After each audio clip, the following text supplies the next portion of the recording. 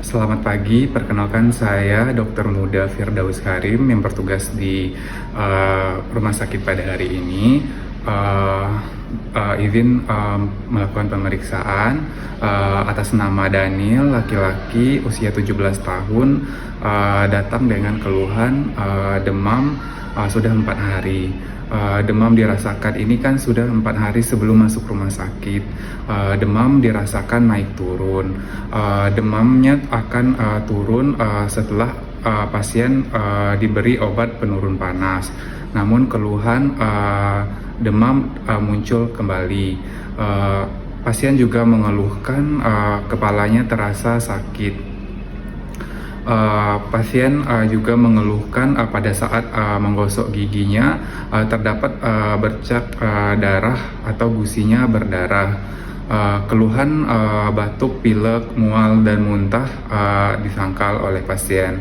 Pasien juga merasakan badannya yang lemas dan nafsu makannya yang berkurang. Untuk riwayat penyakit dahulunya, keluhan serupa tidak pernah dialami oleh pasien. Dari riwayat penyakit keluarga juga tidak ada keluhan serupa yang dialami. Riwayat sosial ekonomi, ada tetangga pasien yang demam dan juga gosok gigi berdarah seperti pasien. Lalu riwayat sebelum masuk rumah sakit untuk riwayat kehamilan dan juga kelahiran. Untuk masa kehamilannya cukup bulan, yaitu 9 bulan. Untuk partusnya pervaginam ditolong oleh bidan dengan berat lahir 3.000 gram dengan panjang badan 52 cm.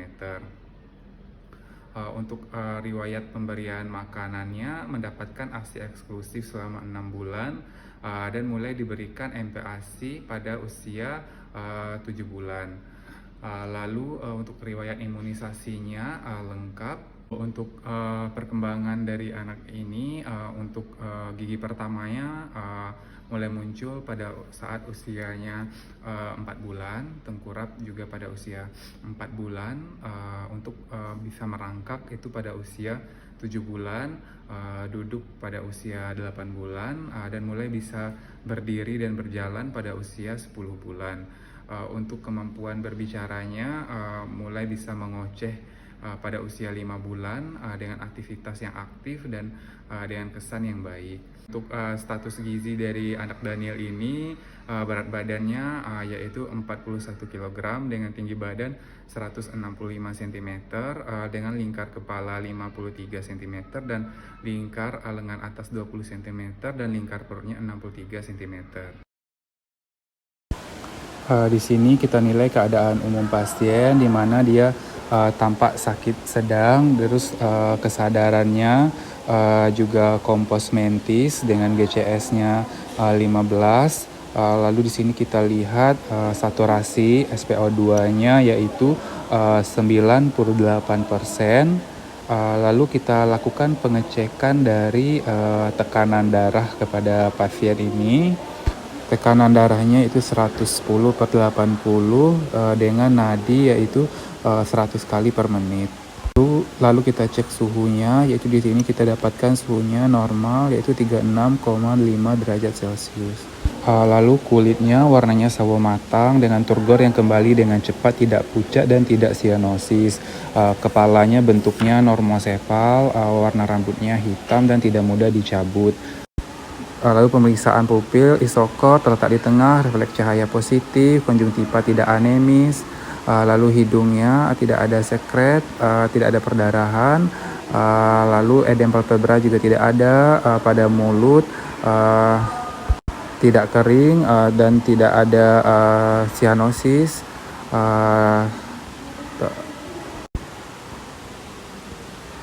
Lalu pada telinganya sekret minimal, tidak ada perdarahan.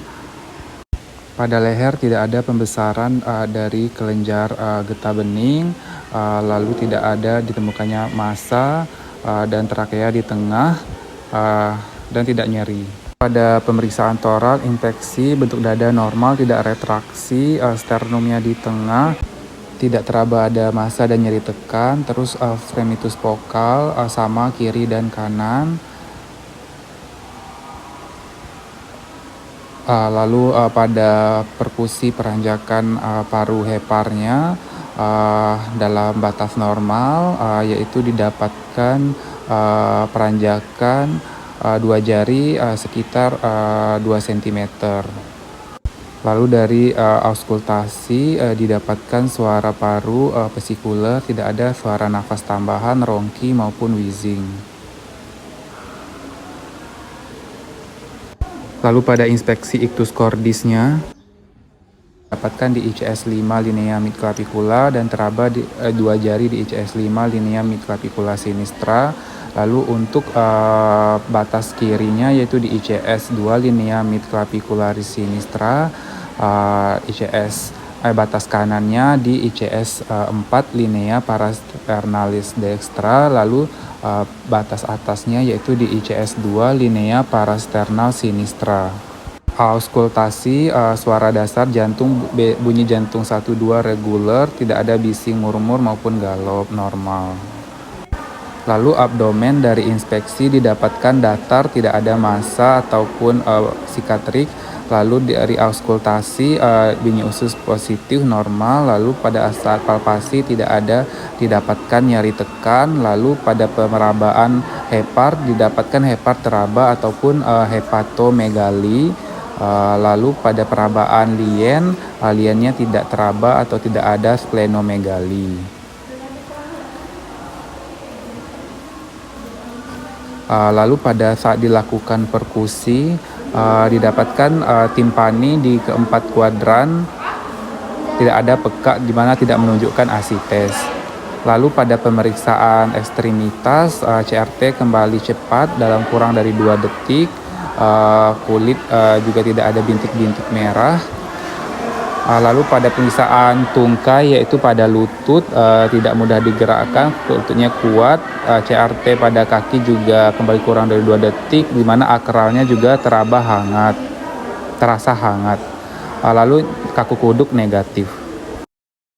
Untuk pemeriksaan penunjang, di mana untuk membantu penegakan diagnosis perlu kita lakukan pemeriksaan laboratorium, di mana di sini pemeriksaan laboratorium yaitu untuk infeksi virus Dengue adalah isolasi virus, deteksi asam nukleat virus, deteksi antigen virus, deteksi serum respon imun atau uji serologi serum imun, dan analisis parameter hematologi. Deteksi antigen virus Dengue yang banyak dilakukan pada saat ini adalah pemeriksaan NS1 antigen virus Dengue, yaitu suatu glikoprotein yang diproduksi oleh semua flavivirus yang penting bagi kehidupan dan replikasi virus, di mana protein ini dapat dideteksi sejalan dengan viremia, yaitu sejak hari pertama demam dan menghilang sejak 5 hari.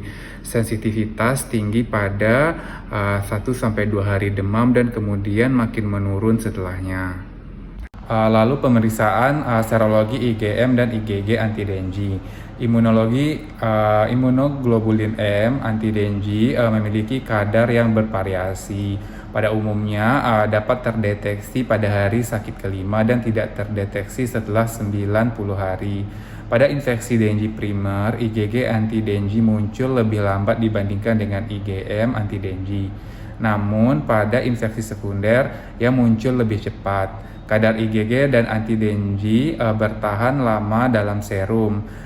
Kinetik NS1 antigen virus Dengue dan IgG serta IgM anti Dengue merupakan petunjuk dalam menentukan jenis pemeriksaan dan untuk membedakan antara infeksi primer dengan infeksi sekunder. Lalu pemeriksaan hematologi. Parameter hematologi terutama pemeriksaan hitung leukosit, nilai hematokrit, dan jumlah trombosit. Inilah yang sangat penting dan merupakan bagian dari diagnosis klinik dari demam berdarah Dengue ini. Pada fase awal, demam hitung leukosit dapat normal atau dengan peningkatan neutrofil. Selanjutnya diikuti penurunan jumlah leukosit dan neutrofil yang mencapai titik terendah pada akhir fase demam. Lalu pada awal fase demam jumlah trombosit dapat normal, kemudian diikuti oleh penurunan trombositopeni di mana trombositnya di bawah 100.000 dapat ditemukan pada DBD. Lalu trombositopeni pada umumnya itu ditemukan antara hari sakit ketiga sampai ke-8 dan sering mendahului peningkatan dari hematokrit. Pada awal demam, nilai hematokrit masih normal. Peningkatan ringan pada umumnya disebabkan oleh demam tinggi, anoreksia, dan muntah. Peningkatan hematokrit lebih dari 20% merupakan tanda dari adanya kebocoran plasma.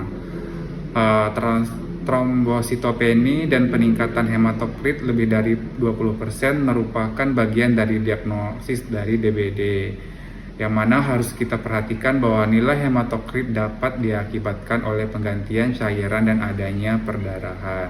Pemeriksaan tambahan sederhana yang dapat kita lakukan adalah pemeriksaan Rampli test. Pemeriksaan Rampli test ini adalah untuk melihat apakah ada manifestasinya perdarahan. Lalu untuk penegakan diagnosis klinis demam berdarah Dengue, di mana pertama itu kita lihat demamnya yaitu 2-7 hari yang timbul mendadak, tinggi, dan terus menerus. Nah, pada anak ini didapatkan dia demam sudah 4 hari, di mana demamnya terus menerus, tinggi, dan juga turun sebentar ketika diberikan obat penurun demam berupa paracetamol. Namun demamnya kembali terus demam lagi. Lalu adanya manifestasi perdarahan baik yang spontan seperti pteki, purpura, ekimosis, epistaksis, perdarahan gusi, hematomesis, atau melena maupun berupa uji tourniquet yang positif.